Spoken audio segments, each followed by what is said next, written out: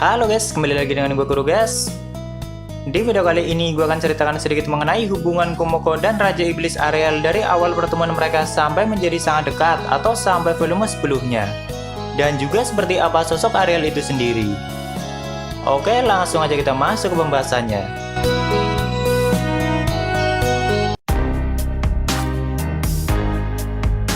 Sebenarnya kalau kita melihat sosok Ariel dari light novelnya belum terlalu banyak yang bisa diceritakan sejauh sampai volume 10-nya. Tidak sebanyak yang sudah dimunculin di web novelnya. Cuma karena kemungkinan alurnya akan sedikit berbeda, jadi gue tetap bahas berdasarkan light novelnya. Raja Iblis Ariel adalah salah satu makhluk tertua di dunianya yang masih hidup hingga saat ini. Bahkan dia sudah ada sebelum sistem tercipta di dunia itu. Dia juga salah satu makhluk terkuat dan juga nenek moyang dari semua monster jenis laba-laba. Tapi untuk penampilannya sendiri, Ariel memiliki penampilan seperti bocah yang belum dewasa walaupun umurnya sudah sangat tua. Tapi meskipun begitu, setiap orang yang merasakan kehadirannya akan langsung menyadari kalau dia sangatlah kuat. Lalu untuk kepribadiannya, Ariel mempunyai kepribadian yang sangat baik, tapi juga bisa terlihat sangat tegas dan kejam dalam beberapa situasi. Misalnya, sifat dia terhadap Kumoko, Sophia, Mera, Wrath, dan juga kerabat Tarateknya sangat baik, tapi pada bawahan iblisnya dia terlihat sangat tegas dan kadang juga bisa menjadi sangat kejam asalkan sudah berhubungan dengan tujuannya.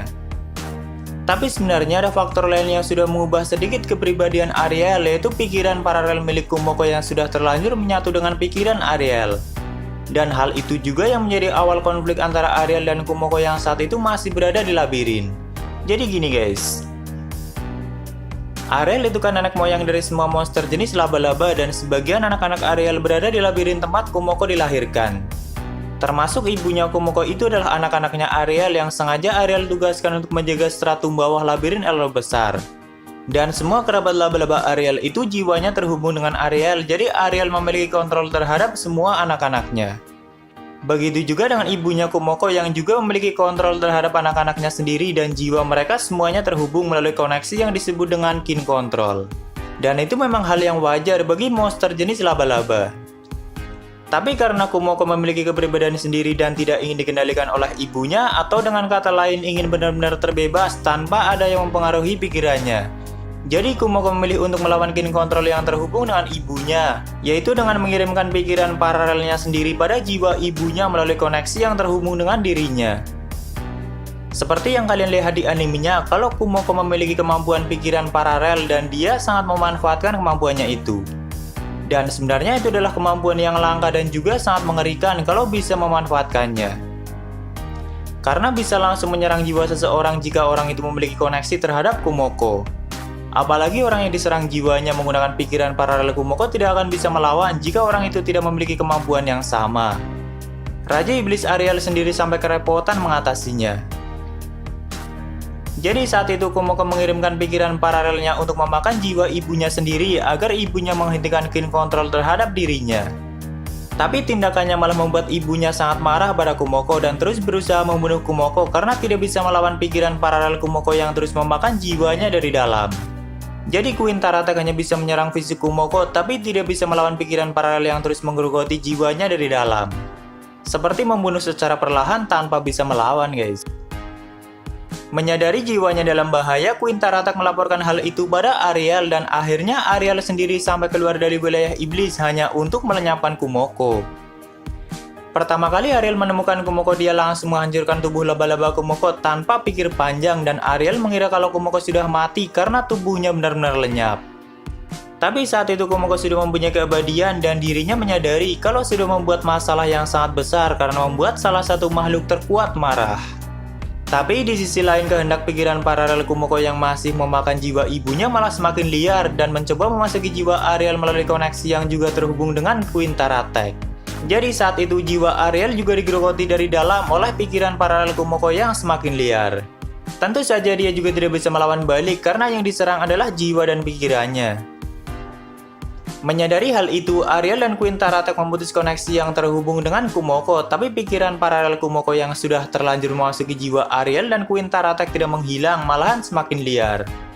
Sedangkan Kumoko yang menyadari itu memilih untuk terus melarikan diri dari Ariel dan boneka Taratek yang juga dikirimkan untuk membunuh Kumoko. Karena Kumoko yang saat itu masih di jenis Zanohoroa-nya masih belum cukup kuat untuk melawan para boneka Taratek kerabat Ariel yang sangat kuat. Tapi Kumoko memutuskan untuk mengalahkan ibunya agar bisa bertambah kuat di saat Ariel jauh dari Queen Taratek. Dan Kumoko berhasil melenyapkan ibunya sendiri. Sedangkan Ariel sendiri terus memburu Kumoko karena tidak punya cara lain untuk mengatasi pikiran paralel Kumoko yang semakin lama semakin menggerogoti jiwanya. Dan cara satu-satunya adalah dengan melenyapkan tubuh utama Kumoko selamanya. Tapi Kumoko itu pintar guys, dan selalu memanfaatkan skill yang dia punya. Misalnya selalu berteleport ke tempat lain jika tahu kalau Ariel mulai mendekat. Dan Kumoko juga bisa menandai makhluk yang pernah ia temui, jadi Kumoko akan selalu tahu di mana lokasi Ariel saat itu. Sangat susah untuk menemukan Kumoko karena Kumoko tahu di mana musuhnya berada. Tapi entah dengan cara apa, akhirnya Ariel berhasil mengatasi pikiran paralel Kumoko yang sebelumnya mengikis jiwanya. Dan karena hal itu juga kepribadian Ariel sedikit berubah karena terlanjur menyatu dengan pikiran paralel milik Kumoko. Jadi sebagian kepribadian Ariel sudah menyatu dengan kepribadiannya Kumoko, tapi belum diketahui kepribadian yang mana, entah itu sisi jahat Kumoko atau sisi baiknya. Karena belum dijelasin sebenarnya sifat Ariel seperti apa sebelum terpengaruh pikiran paralel Kumoko. Namun sebenarnya Ariel sendiri juga memiliki sifat yang sangat baik, malahan lebih baik dari Kumoko kalau sifat baiknya. Jika novel ini mengambil konsep seperti novel mainstream lainnya, malahan sifat Ariel lebih cocok sebagai MC-nya. Karena MC laba-laba kita sebenarnya nggak baik-baik amat, malahan sering terlihat kejam dan sangat egois orangnya guys. Tapi itulah yang menjadikan dia sangat menarik. Dan juga ada alasan kenapa Ariel sangat marah ketika Queen Taratek dibunuh oleh Kumoko. Di sisi lain jelas Ariel tidak akan terima kalau salah satu kerabat laba-labanya dibunuh oleh orang lain. Tapi yang membuatnya sangat marah adalah karena Queen Taratek sendiri sengaja Ariel tempatkan di stratum bawah labirin untuk menjaga sesuatu yang sangat penting bagi Ariel dan dunia itu sendiri. Yaitu inti dari sistem dunia itu sendiri letaknya ada di bawah labirin alam besar, makanya stratum bawah dipenuhi dengan monster mengerikan. Dan Dewi yang menjaga inti dari sistem itu adalah Dewi Sariel atau ibunya Ariel. Makanya Ariel sangat marah. Tapi belum bisa jelasin mengenai hubungan mereka berdua di masa lalu guys, karena belum dijelasin secara detail di light novel sejauh sampai volume 10-nya. Tapi di akhir volume 10, Shiraori membawa Ariel ke tempat itu untuk melihat ibunya lagi. Dan karena mereka berdua juga nantinya Shiraori jadi punya tujuan untuk mencegah dunia itu agar tidak menuju masa kehancuran. Jadi awalnya hubungan Ariel dan Kumoko memang serumit itu, sampai menjadi benar-benar dekat dan bahkan Kumoko yang sudah menjadi Shiraori memiliki tujuan untuk membuat Ariel agar bisa bahagia bersama ibunya. Karena selama ini Dewi Sariel harus menjadi inti dari sistem yang mempertahankan dunia itu tetap ada. Sedangkan Ariel memiliki tugas untuk membuat situasi dunia seperti yang diharapkan agar sistem tetap berjalan, yaitu dengan mengikuti siklus yang sudah diterapkan. Seperti membuat perang besar antara ras iblis dan ras manusia agar semua makhluk punya alasan untuk meningkatkan kemampuan mereka. Dan dengan cara itu energi MA yang menopang dunia itu terus terisi. Jadi makhluk di dunia itu seperti bahan bakar yang mempertahankan dunia agar tidak hancur. Karena sebenarnya dunia yang Kumoko tinggali saat ini dulunya adalah dunia yang sudah sekarat sebelum sistem tercipta. Kalau kalian nanya siapa yang sudah menciptakan sistem serumit itu untuk menolong dunia itu di masa lalu, tentu saja adalah Di, yang sudah menawarkan bantuannya pada dewa asli di dunia Kumoko saat ini. Tapi hal sebesar itu sebenarnya bukan apa-apa sih bagi Di, malahan dia tidak terlalu peduli dan mungkin cuma buat hiburan aja bagi dia. Karena Di memang bukan dewa asli dunia sekecil itu. Jadi simpelnya Ariel dan Sariel hidup hanya untuk mempertahankan dunia itu agar tidak hancur. Tapi yang mereka dapatkan bukanlah pujian dari orang-orang, namun malah hal yang sebaliknya. Lalu untuk perjalanan Ariel bersama Kumoko, Sophia, Mera, dan 4 boneka Taratek kerabat Ariel mungkin gak perlu gue jelasin lagi. Kalian bisa tonton aja video pembahasan gue sebelumnya. Waktu yang mereka habiskan tidaklah sebentar dan butuh proses untuk mereka bisa saling memahami satu sama lain. Bahkan di saat Kumoko baru menjadi ras dewa dan kehilangan semua kekuatannya, Ariel sama sekali tidak ada niatan lagi untuk membunuhnya. Malahan Ariel sangat baik dan mau menjaga Kumoko selama sekitar 2 tahunan. Kumoko saja awalnya tidak mengerti kenapa Ariel sebaik itu. Dan bagi Kumoko, Ariel lebih cocok jadi pahlawannya daripada jadi Raja Iblis. Karena seorang pahlawan jelas diagung-agungkan oleh para manusia. Sedangkan peran yang diemban oleh Ariel harus dibenci oleh semua makhluk, bahkan oleh rasnya sendiri. Karena Ariel harus dikenal sebagai Raja Iblis yang kejam karena sudah memaksa mereka untuk memulai perang dengan ras lainnya. Tapi itulah peran yang harus diemban oleh Ariel. Dan tragisnya lagi, seorang Raja Iblis akan mati di tangan seorang pahlawan, mau selemah apapun itu pahlawannya. Seorang Raja Iblis tidak bisa melawan takdirnya sendiri. Jadi nantinya kalau sudah terjadi perang besar, Raja Iblis akan dikalahkan oleh manusia yang mengemban gelar pahlawan. Mau sekuat apapun itu Raja Iblisnya. Dan begitulah seterusnya.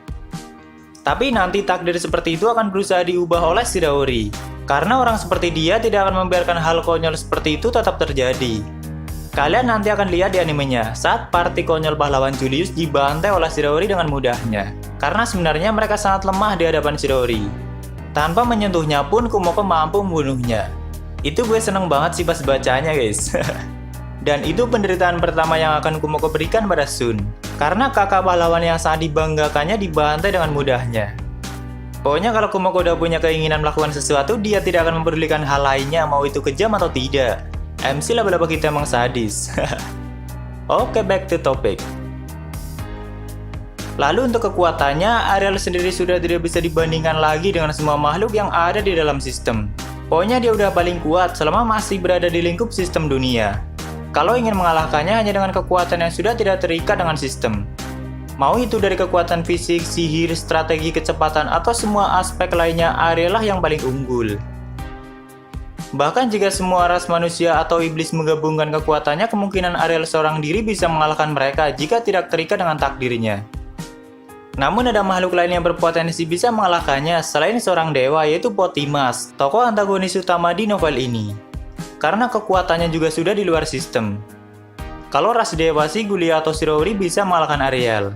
Tapi jangan dibandingin sama Di karena Di udah di luar batasan mereka semua.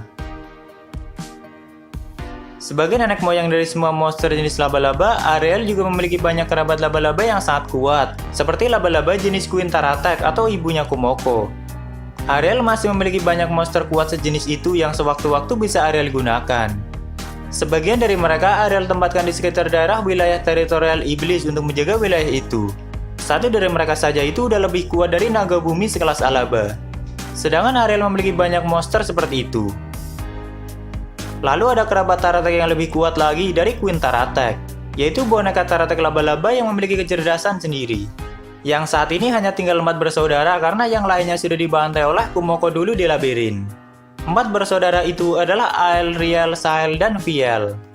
Mereka memiliki keberadaan sendiri yang cukup unik dan mereka juga ikut melakukan perjalanan panjang bersama Kumoko, Sophia Merah, dan Ariel. Satu dari mereka sudah mampu mengimbangi berat di mode ngamuknya pada saat bertarung di pegunungan mistik. Dan mereka juga yang selalu berlatih tanding dengan Sophia kecil. Sebenarnya mereka adalah laba-laba yang sangat kecil seukuran tangan di dalam inti boneka laba-laba yang mereka gunakan. Dan awalnya wujud boneka mereka tidak menyerupai manusia seperti saat ini. Tapi karena ulah kegabutan Kumoko, tubuh mereka Kumoko ubah menjadi sangat mirip seperti gadis cantik lainnya. Ariel juga salah satu pemilik skill dari seri 7 dosa besar, yaitu Gluttony atau penguasa kerakusan. Kemampuan dari skill ini mampu melahap apapun dan mengubahnya menjadi energi murni. Entah itu benda atau struktur lainnya, Ariel bisa memakannya. Dulu Kumoko menganggap kalau kemampuan ini sangat curang. Lalu untuk kemampuan lainnya kalian bisa pause dulu videonya dan baca sendiri karena bisa sangat panjang kalau gue bacain satu-satu guys.